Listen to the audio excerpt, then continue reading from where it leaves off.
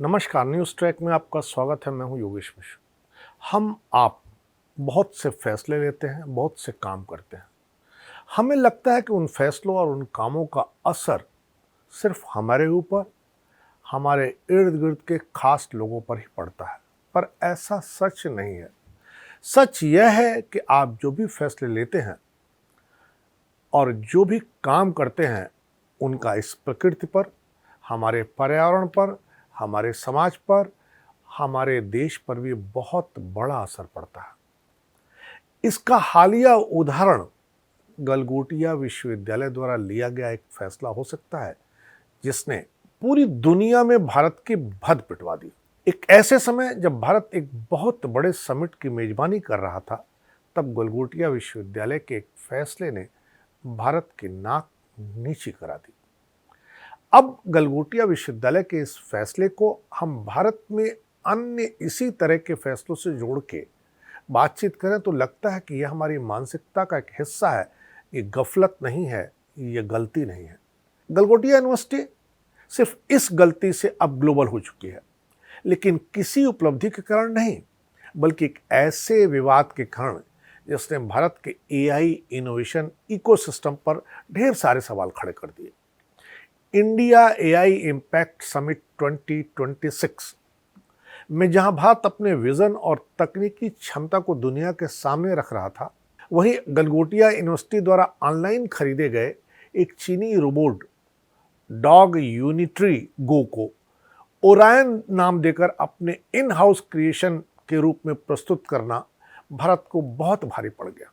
Social media पर Galgotia university का यह आविष्कार वायरल हुआ। तकनीकी समुदाय ने मॉडल पहचान लिया। यह चीन की कंपनी यूनिट्री रोबोटिक्स का कॉमर्शियल उत्पाद निकला, जिसकी कीमत लगभग 2.5 से 3 लाख रुपए बताई जाती है। और यहीं से विवाद भड़क उठा, जिसने इस समिट, देश की इज्जत, प्रधानमंत्री की उपस्थिति और मंत्री अश्विनी वैष्णव के कहे सब पर एक नए ढंग से पलीता लगा दिया। कहते हैं झूठ के पांव नहीं होते हैं, और यही कहावत फिर दोहरा दी गई। सोशल मीडिया ने कलई खोल के रख दी। अंतर्राष्ट्रीय मीडिया में खबरें आई। सवाल उठा कि क्या जानबूझकर मिस रिप्रेजेंटेशन है या प्रस्तुति की भाषा की चूक। गलगोटिया पर आरोप लगे कि उसने न केवल रोबोट डॉग को अपना बताया, बल्कि कोरिया निर्मित ड्रोन स्ट्राइकर V3 को भी अपना विकास बताकर प्रदर्शित कर दिया। कीमत बताई गई 20 से 25 हजार रुपए। आरोप यह भी है कि एक अन्य ड्रोन मॉडल थर्मोकोल और टेप से जोड़ा गया और उसे भी तकनीकी नवाचार की तरह सबके सामने पेश कर दिया गया। इन दावों की स्वतंत्र जांच आवश्यक हो गई है, लेकिन सोशल मीडिया विमर्श ने इसे भारत की सामूहिक छवि से जोड़ दिया। यह भी कहा गया कि केंद्रीय मंत्री अश्विनी वैष्णव ने प्रारंभिक ट्वीट में इस रोबोट की सराहना की। बाद में स्टॉल हटाए जाने, बिजली काटे जाने की खबरें भी सामने आई। यह घटना नवाचार दावे की साहित्यिक चोरी का प्रतीक बन गई। इस विवाद में एक और गंभीर आरोप सामने आया। प्रोफेसर नेहा सिंह ने मीडिया के सामने कहा कि यह गलगोटिया विश्वविद्यालय 350 करोड़ रुपए एआई रिसर्च एंड डेवलपमेंट पर खर्च कर रहा है। सवाल यह उठा कि इतना निवेश है तो फिर खरीदे गए उत्पाद को किस रूप में पेश किया गया और क्यों पेश किया गया। क्या 350 करोड़ रुपए की राशि पूरे एआई सेक्टर इंफ्रास्ट्रक्चर के लिए थी या इसे रोबोट के विकास से जोड़ा गया। यहां भाषा की अस्पष्टता ने संदेह को एक बार फिर गहरा दिया, और संदेह जब अंतर्राष्ट्रीय मंच पर उठता है तो वह केवल संस्था तक सीमित नहीं रहता, वह देश की विश्वसनीयता को प्रभावित करता है, और इसने भी देश की समूची विश्वसनीयता को प्रभावित किया। गलगोटिया विवाद कोई अकेला उदाहरण नहीं है। भारत में प्लेरिज्म यानी बौद्धिक नकल और अनुसंधान अनैतिकता वाली रिसर्च मिसकंडक्ट के कई दस्तावेजी उदाहरण हमारे सामने समय समय पर आए हैं। 2007 की माशेलकर रिपोर्ट को हम इसमें नजीर बना सकते हैं। पेटेंट कानून से जुड़ी रिपोर्ट में सामग्री समानता के आरोप लगे, रिपोर्ट वापस ले ली गई। यह नीति स्तर का मामला था। 2010 में आईआईटी कानपुर और अन्य संस्थानों से जुड़े पेपर अंतर्राष्ट्रीय जर्नल्स द्वारा वापस लिए गए। कारण था टेक्स्ट समानता। 2012 में एक उच्च प्रोफाइल वैज्ञानिक पेपर पर कट एंड पेस्ट का आरोप लगा। यह विवाद अंतर्राष्ट्रीय स्तर पर खासा चर्चित रहा। इससे लेखकी नैतिकता यानी ऑथरशिप एथिक्स पर बहस छिड़ी। रिट्रैक्शन वॉच डेटाबेस के अनुसार भारत से हजारों शोध पत्र वापस लिए जा चुके हैं। 2023 तक यह संख्या 2700 से अधिक बताई गई। 2006 से 2023 के बीच IIT से जुड़े 50 से अधिक पेपर रिट्रैक्ट होने की रिपोर्ट के तहत सामने आए। कारणों में इमेज डुप्लीकेशन और आंकड़ों में छेड़छाड़ यानी डेटा मैनिपुलेशन शामिल रहे। यह पैटर्न बताता है, पहला, पब्लिश और पेरिश का दबाव। दूसरा, संस्थागत निगरानी की कमी। तीसरा, श्रेय और उपलब्धि की होड़।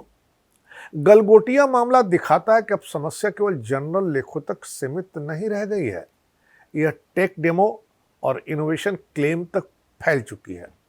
जब कोई संस्था खरीदे गए उत्पाद को क्रिएशन के रूप में पेश करती है तो वह केवल अपने को नहीं बल्कि पूरे इकोसिस्टम को जोखिम में डालती है।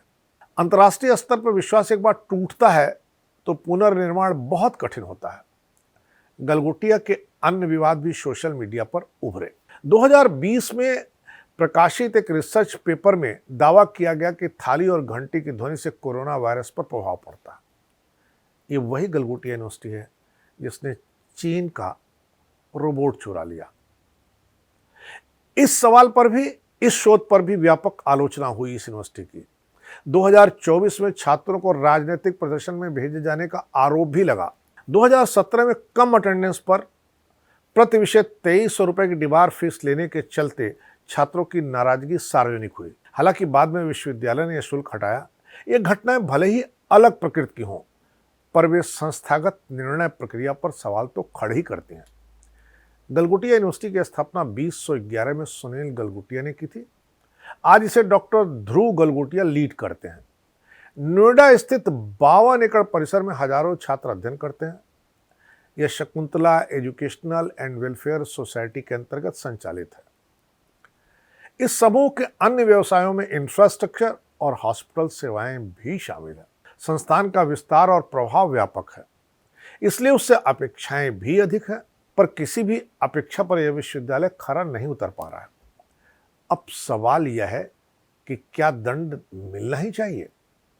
यदि यह सिद्ध हो कि विदेशी उत्पाद को जानबूझकर स्वदेशी बताया गया तो यह गंभीर नैतिक उल्लंघन है और विश्वविद्यालय प्रशासन के खिलाफ कार्रवाई आवश्यक है।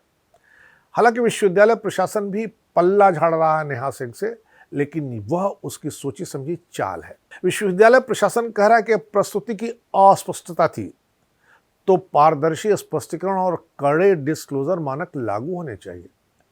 यूजीसी एकेडमिक इंटीग्रिटी रेगुलेशन 2018 पहले से मौजूद है। शोध शुद्ध जैसे प्लेटफॉर्म भी मौजूद है, पर नियम और वास्तविक अनुपालन में अंतर है।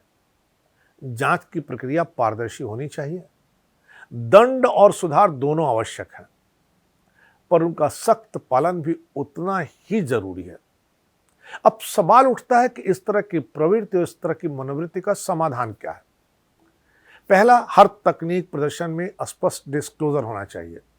दूसरा, शोध लेखन पर अनिवार्य नैतिक प्रशिक्षण होना चाहिए।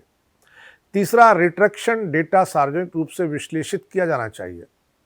चौथा, संस्थागत जवाबदेही तय होनी चाहिए, क्योंकि इनोवेशन इकोसिस्टम भरोसे पर चलता है और भरोसा तथ्यों पर टिकता है। गलगोटिया से लेकर रिट्रैक्शन तक की घटनाएं चेतावनी है। यदि उनसे सबक लिया जाए तो सुधार संभव है, नहीं लिया गया तो वैश्विक मंच पर क्रेडिबिलिटी डेफिसिट गहराता जाएगा। यह केवल एक रिपोर्ट की कहानी नहीं है, यह विश्वसनीयता का संकट यानी क्रेडिबिलिटी क्राइसिस का संकेत है। भारत का वैज्ञानिक और तकनीकी भविष्य केवल निवेश से नहीं बनेगा, यह सत्यनिष्ठा से भी बनेगा। और यदि हम सबक नहीं लेते तो हर अगला विवाद अंतर्राष्ट्रीय मंच पर हमारी स्थिति को और कमजोर करेगा। लिहाजा हमें सरकार को, सबको ऐसे लोगों का न केवल बायकॉट करना चाहिए, ऐसे मनोवृत्ति को न केवल हतोत्साहित करना चाहिए, बल्कि उनके खिलाफ गंभीर एक्शन भी लेना चाहिए। इस बार इतना ही, अगली बार फिर मिलेंगे किसी नए सवाल पर नए ढंग से बात करने के लिए। तब तक के लिए नमस्कार।